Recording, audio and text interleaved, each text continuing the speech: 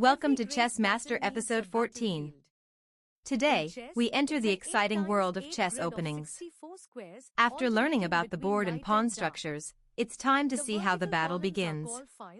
We'll explore two of the oldest and most respected openings, the Italian game and the Ruy Lopez. The Italian game starts with e4, e5, knight to f3, knight to c6, and finally, bishop to c4.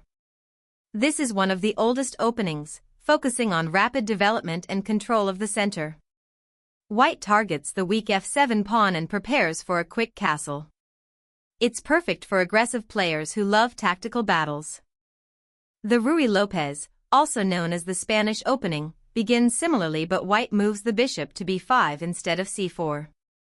This puts immediate pressure on the knight on c6, which often defends the e5 pawn. It's a sophisticated opening that leads to rich strategic middle games and is a favorite among world champions. Whether you choose the sharp Italian or the strategic Ruy Lopez, mastering these openings is a giant leap in your chess journey. In the next episode, we'll look at gambits, where we sacrifice pieces for a faster attack. See you on the board.